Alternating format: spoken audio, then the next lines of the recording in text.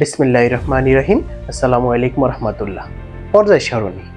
পর্যায় সারণী আমাদের রসায়ন বইতে খুবই গুরুত্বপূর্ণ একটা অধ্যায়। এই পর্যায় সারণী সম্বন্ধে যদি স্টুডেন্টরা সম্পূর্ণ একটা সুন্দরভাবে জ্ঞান যদি নিতে পারে, তাহলে পুরো রসায়ন বইটি তাদের জন্য খুবই সহজ হয়ে যায়। পর্যায় সারণী আবিষ্কৃত হয়েছিল যে প্রতিনিয়ত নতুন নতুন মৌল আবিষ্কৃত হতেছিল এবং তাদের ধর্ম, রাসায়নিক গুণাবলী বিজ্ঞানীদের মনে রাখা সহজ ছিল না। তাই বিজ্ঞানীরা এই যে আবিষ্কৃত নতুন নতুন মৌলসমূহের তাদের ধর্ম, তাদের রাসায়নিক গুণাবলী পর্যালোচনা করার জন্য এই পর্যায় সারণীর করার জন্য একটা মত প্রকাশ করেন এবং তা আমরা পরবর্তী ধাপে ধাপে ধাপে ধাপে আমরা আজকের এই আধুনিক পর্যায় সারণী হিসেবে দেখতে পেয়েছি। তোমাদের শিক্ষার্থীদের মনে একটা প্রশ্ন সবসময় জাগে যে এই পর্যায় সারণীর ভিতরে আমাদের মৌলসমূহের 118টি মৌলসমূহ যে আমরা দেখতে পাই, সেই 118টি মৌলসমূহের ভিতরে যে কোন মৌলটি সবচেয়ে আগে আবিষ্কৃত হয়েছিল? হলেন বিজ্ঞানী হেনিং ব্রান্ড, যিনি 1669 সালে মানুষের মূত্র পরীক্ষা করতে গিয়ে তিনি ফসফরাস মৌলসমূহকে তিনি আলাদা করেন। এই ফসফরাস মৌলটি হলো আমাদের এই 118টি মৌলসমূহের ভিতরে সবচেয়ে আবিষ্কৃত প্রথম মৌল। যিনি আবিষ্কৃত করেছেন তার নাম হলো হেনিং ব্রান্ড। কত সালে? 1669 সালে। 1789 সালে বিজ্ঞানী অ্যান্টনি ল্যাভেসিয়ে সর্বপ্রথম 33টি মৌলসমূহে, তখন পর্যন্ত আবিষ্কৃত এই 33টি মৌলসমূহকে তিনি 4টি ভাগে ভাগ করেছেন। সেগুলো হলো তোমার গ্যাসীয় মৌল, পদার্থ মৌল, ধাতু মৌল অথবা মৃত্তিকা মৌল। তখন এই আবিষ্কৃত এই 33 মৌলকে চলো একটু আমরা জানি যে গ্যাসীয় মৌলগুলো কি কি? অক্সিজেন, নাইট্রোজেন, হাইড্রোজেন, তাপ ও আলো। পদার্থ মৌলসমূহগুলো কি? যে sulphur, phosphorus, carbon, chlorine, fluorine. এরপরে ধাতু মৌলসমূহগুলো কি? Iron, copper, gold, silver, mercury, lead, tin, zinc, cobalt, nickel, manganese, molybdenum, tungsten, arsenic, antimony, bismuth এবং প্লাটিনাম। এরপর আর্থ বা মৃত্তিকা মৌলগুলো হলো যে calcium oxide, magnesium oxide, aluminium oxide, silicon oxide, beryllium oxide, strontium oxide. তার এখানে এই যে আবিষ্কৃত 33 মৌলগুলো সময় তিনি ধাতু, অধাতু, গ্যাসীয় মৌল, আর্থ বা মৃত্তিকা এই 4টি ভাগে তিনি ভাগ করেছিলেন। কিন্তু এখানে একটি সীমাবদ্ধতা তার লক্ষ্য করা যায় যে তিনি গ্যাসীয় মৌল বলছিলেন যে অক্সিজেন, নাইট্রোজেন, হাইড্রোজেন, তাপ ও আলো। এখানে তাপ ও আলো আমরা দেখতে যাই, তাপ হচ্ছে এক ধরনের শক্তি, আলো এক ধরনের তোমার তড়িৎচুম্বকীয় বিকিরণ। তাই তার এই যে গ্যাসীয় মৌলের ভিতরে তিনি তাপ ও আলোকে এনেছিলেন তা সঠিক হয়নি। এরপর দেখো ধাতু সমূহের ভিতরে আর্সেনিক এবং অ্যান্টিমনিকে তিনি রেখেছিলেন, যে পরবর্তীতে দেখা যায় যে আর্সেনিক এবং অ্যান্টিমনি একটি অর্ধধাতু মৌলসমূহ। তাই তার এই যে ধাতুসমূহের ভিতরে আর্সেনিক এবং অ্যান্টিমনিকে তিনি রেখেছিলেন তাও তার সঠিক হয়নি। এরপরে দেখো যে আর্থ বা মৃত্তিকা মৌলসমূহ তিনি লিখেছিলেন। মূলত এইসব মৌলসমূহ তোমার এগুলো হচ্ছে এক ধরনের যৌগ, বা এগুলোকে তিনি মৌল হিসেবে চিহ্নিত করেছিলেন। এখানে দেখো ক্যালসিয়াম অক্সাইড থেকে 2টা মৌল বের হয়, ক্যালসিয়াম এবং অক্সাইড। ম্যাগনেসিয়াম থেকে 2টা মৌল বের হয়, ম্যাগনেসিয়াম অক্সিজেন। তারপর অ্যালুমিনিয়াম অক্সাইড থেকে অ্যালুমিনিয়াম অক্সিজেন, সিলিকন অক্সাইড থেকে সিলিকন এবং অক্সিজেন, বেরিলিয়াম অক্সাইড থেকে বেরিলিয়াম এবং অক্সিজেন, স্টোনসিয়াম অক্সাইড থেকে তোমার স্টোনসিয়াম এবং অক্সিজেন। এই যে ভিন্ন ভিন্ন এগুলো, এইসব যৌগসমূহকে তিনি মৌল হিসেবে চিহ্নিত করেছিলেন। তাই তার এই ধারণাটিও সঠিক নয়। ইনি হলেন বিজ্ঞানী অ্যান্টনি ল্যাভেসিয়ে। তার এইসব সীমাবদ্ধতার ভুলগুলোর কারণে তার এই পুরো তার মতবাদটাই ফেল হয়েছিল। 1829 সালে বিজ্ঞানী ডোবেরাইন লক্ষ্য করেন যে একই ধর্মবিশিষ্ট 3টি মৌলিক মৌলসমূহকে যদি পারমাণবিক ভর অনুসারে সাজানো হয়, তাহলে লক্ষ্য করা যায় যে দ্বিতীয় মৌলের পারমাণবিক ভর প্রথম ও তৃতীয় মৌলের পারমাণবিক ভরের যোগফলের অর্ধেক বা তার কাছাকাছি।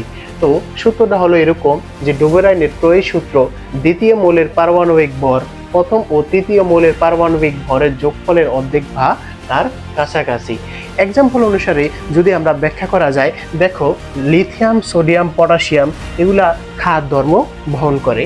তো এখানে লিথিয়াম, সোডিয়াম, পটাশিয়াম এগুলো হচ্ছে কি একটা ধাতু। তো এখানে দেখো যে এখানে লিথিয়ামের পারমাণবিক ভর কত 7 এবং পটাশিয়ামের কত 39, যা যোগ করলে কত হয় 39 প্লাস 7 46, বা একে যদি অর্ধেক করা হয় তাহলে কত হবে 23। দেখো এখানে সোডিয়ামের তার পারমাণবিক ভরের সাথে মিলে যায়, তাহলে আমাদের এই সূত্রটি মেনে চলে। আবার আরেকটা যদি খেয়াল করো যে ক্লোরিন, ব্রোমিন, আয়োডিন এই তিনটা মৌল হচ্ছে কি অধাতু। তো ক্লোরিনের এবং আয়োডিনের যদি পারমাণবিক ভর যোগ করে 2 দ্বারা ভাগ করা হয় তাহলে এটা হয় 81.25, যা ব্রোমিনের পারমাণবিক ভরের কাছাকাছি। তো তার দেখা যায় অধিকাংশ ক্ষেত্রেই যে দ্বিতীয় মৌলের পারমাণবিক ভর প্রথম ও তৃতীয় মৌলের পারমাণবিক ভরের যোগফলের অর্ধেক বা তার কাছাকাছি এটা সাধিত হয়। কিন্তু লক্ষ্য করা যায় যে এখানে সব ক্ষেত্রে, সকল মৌলের ক্ষেত্রে তখন পর্যন্ত আবিষ্কৃত মৌলসমূহের ক্ষেত্রে প্রত্যেকটা মৌলের ক্ষেত্রে এটা প্রযোজ্য ছিল না। উদাহরণস্বরূপ যে ফ্লোরিন, ক্লোরিন, ব্রোমিন যাদের যে যদি ব্যাখ্যা করা হয় তাহলে ফ্লোরিনের পারমাণবিক ভর কত 19, ব্রোমিনের পারমাণবিক ভর 80। যদি এই দুইটাকে যোগ করা হয় এবং 2 দ্বারা যদি ভাগ করা হয় তাহলে এটার ভাগফল দিয়ে দাঁড়ায় 49.5। বাট ক্লোরিনের তোমার যে পারমাণবিক ভর লক্ষ্য করলে দেখা যায় যে 35.5, যা অনেক পার্থক্য লক্ষ্য করা যায়। তারপর তাই দেখা যায় যে এখানে যে ফ্লোরিন, ক্লোরিন, ব্রোমিন এর যে তোমার এই ক্ষেত্রে এই ডোবেনের ত্রয়ী সূত্র মানছে না। এখানে একটা গুরুত্বপূর্ণ তোমার যে তোমার এমসিকিউ হলো যে ক্লোরিন, ব্রোমিন, আয়োডিনকে তিনি বিজ্ঞানী ডোবেরাইন সর্বপ্রথম ত্রয়ী মৌল হিসেবে চিহ্নিত করেছিলেন। ইনি হলেন বিজ্ঞানী ডোবেরাইন। এই ডোবেরাইনের ত্রয়ী সূত্রে এই যে এইসব সীমাবদ্ধতা থাকার কারণে তার এই মতবাদটাও ফেল হয়েছিল।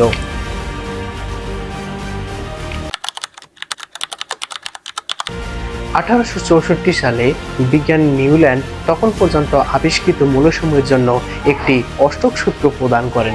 সূত্রটি চলো দেখে নেই যে নিউল্যান্ডের অষ্টক সূত্রটি হলো নিম্নরূপ: প্রতিটি মৌলসমূহকে তাদের পারমাণবিক ভর ছোট থেকে বড় অনুসারে সাজালে যে কোনো একটি মৌলের ধর্ম এর অষ্টক মৌলের ধর্মের সাথে মিলে যায়।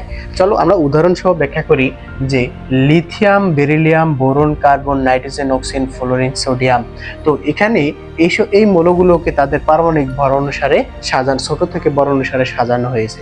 দেখো এখানে লিথিয়াম একটি যে একটি ধাতু, তার অষ্টক মৌলের সাথে কিভাবে মিলে দেখো লিথিয়াম 1 2 3 4 5 6 7 8। তার মানে লিথিয়াম একটা ধাতু, তার অষ্টম মৌলের সোডিয়াম পারমাণবিক ভর অনুসারে সাজালে দেখা যায় এই সোডিয়াম তো কি একটি ধাতু।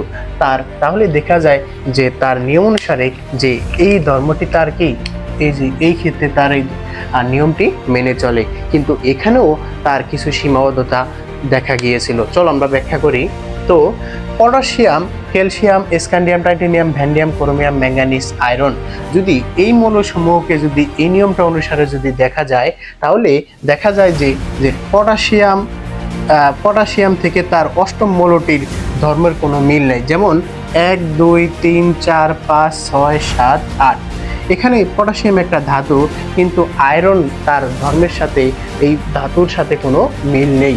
তার মানে এই যে তার এই অষ্টক সূত্রের সাথে তার নিয়মটি মানবে না।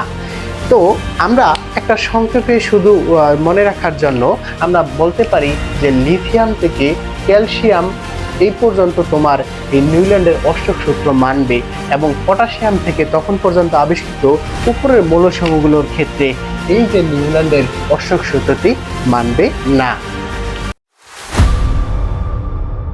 ইনি হলেন বিজ্ঞানী নিউল্যান্ড। তার মতবাদে কিছু সীমাবদ্ধ থাকার কারণে তার এই মতবাদটিও ফেইল্ড প্রমাণিত হয়েছিল।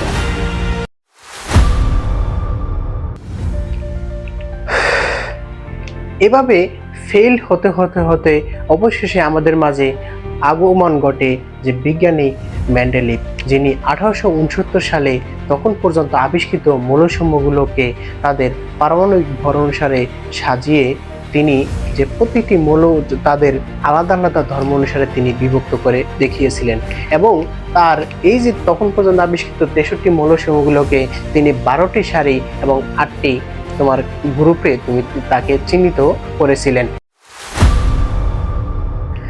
ইনি হলেন বিজ্ঞানী মেন্ডেলিভ এবং তার সূত্রটা ছিল এরকম যে মৌলসমূহকে তাদের পারমাণবিক ভর অনুসারে সাজালে তাদের পর্যায়ক্রমে পারমাণবিক ভর বৃদ্ধির সাথে সাথে তাদের মৌলের ধর্ম এবং রাসায়নিক গুণাবলী পর্যায়ক্রমে আবর্তিত হয়। এটি হলো সে বিখ্যাত বিজ্ঞানী মেন্ডেলিভের পর্যায় সারণী। মানে অনেক বড় একটা সাফল্য ছিল যে তিনি দেখিয়েছিলেন যে কিভাবে প্রতিটা মৌল তার নিজ নিজ পারমাণবিক ভর অনুসারে সাজালে যে তাদের মৌলগুলোর ধর্ম একই রয়ে যায়, তা তিনি এই যে সারি এবং গ্রুপের মাধ্যমে তিনি চিহ্নিত করেছিলেন। এবং যেসব ফাঁকা ঘরগুলো দেখা গিয়েছিল, তিনি যেসব মৌলগুলোকে তিনি বলেছেন পরবর্তীতে মৌল হিসাবে হবে, তারপরে সঠিক বলে গণ্য হয়েছিল। এরপরও তার পর্যায় সারণীতে কিছু সীমাবদ্ধতা ছিল, চলো আমরা একটু দেখে নেই। যেমন আর্গন এবং পটাশিয়ামের, আর্গনের পারমাণবিক ভর 40, পটাশিয়ামের পারমাণবিক ভর 39। আর নিয়ম অনুসারে যে পটাশিয়ামের পারমাণবিক ভর কম হওয়াতে আর্গনের 40 পারমাণবিক ভর বেশি হওয়াতে যে পটাশিয়ামটা আগে বসার কথা, কিন্তু তার পটাশিয়ামকে আমরা লক্ষ্য করে দেখব যে আর্গনকে তিনি আগে দেখিয়েছেন এবং পটাশিয়ামকে তিনি পরে বসে অবস্থান দিয়েছিলেন। এর কারণ হলো যে তিনি যে তার যে মৌলের ধর্মগুলো চিহ্নিত করতে গিয়ে তিনি এসব মৌলসমূহকে আলাদা আলাদা ভাগে তিনি আর্গনকে আগে রেখেছিলেন এবং পটাশিয়ামকে তিনি পরে রেখেছিলেন।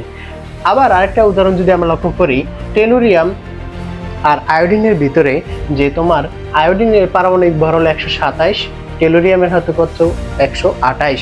তার নিয়ম অনুসারে যে 127 এটার কম আয়োডিন আগে বসার কথা, কিন্তু আমরা লক্ষ্য করলে দেখা যাবে যে টেলুরিয়ামকে তিনি আগে বসিয়েছেন এবং আয়োডিনকে তিনি পরে বসিয়েছিলেন। এর কারণ একটাই যে টেলুরিয়ামের যে ধর্মের যে তার গ্রুপের ধর্মে মিল রাখার জন্য টেলুরিয়ামকে তিনি আগে রেখেছিলেন এবং আয়োডিনকে তার ধর্মের গ্রুপের সাথে মিলিয়ে রাখার জন্য আয়োডিনকে তিনি পরে অবস্থান করেছিলেন। এই সীমাবদ্ধতাগুলো থাকার কারণে তার পরিপূর্ণভাবে তার এই পর্যায় সারণীটা গ্রহণযোগ্য হয়নি, কিন্তু আমাদের বড় সাফল্য এনে দিয়েছিল এই বিজ্ঞানী মেন্ডেলিভের পর্যায় সূত্রটি। ইনি হলেন বিজ্ঞানী মোসলে। 1913 সালে তিনি এই যে পারমাণবিক ভর অনুসারে মেন্ডেলিভ যে পর্যায় সারণী সাজিয়েছিলেন, তিনি তাদের মৌলসমূহকে পারমাণবিক সংখ্যা অনুসারে সাজানোর প্রস্তাব দেন, যা অনেক গ্রহণযোগ্য হয়েছিল আমাদের এই পর্যায় সারণী তৈরিতে। তো চলো ব্যাখ্যা করি যে আর্গনের পারমাণবিক সংখ্যা 18 এবং পটাশিয়ামের পারমাণবিক সংখ্যা হতো 19 এবং এখানে টেলুরিয়ামের পারমাণবিক সংখ্যা 52, আয়োডিনের হলো 53। যদি আমাদের মৌলসমূহকে পারমাণবিক সংখ্যা অনুসারে সাজানো যায়, তাহলে মেন্ডেলিভের এই যে ত্রুটিটা আমরা দেখতে পেলাম তা সংশোধিত হয়।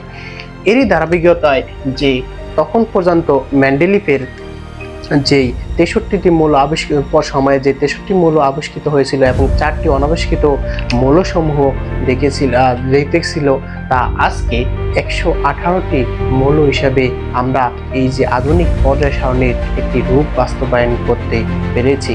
তো বিজ্ঞানীদের এই অক্লান্ত পরিশ্রমের ফলে আমরা আজকে এই 118টি মৌলসমূহগুলোকে আমরা একটি পর্যায় সারণীর মাধ্যমে আমরা ধারাবাহিকভাবে আমাদের মাঝে খুব সুন্দরভাবে উপস্থাপন করা হয়েছিল। তো আজকে এই পর্যন্তই। সবাই ভালো থাকবে। আল্লাহ হাফেজ। আসসালামু আলাইকুম ওয়া রাহমাতুল্লাহ।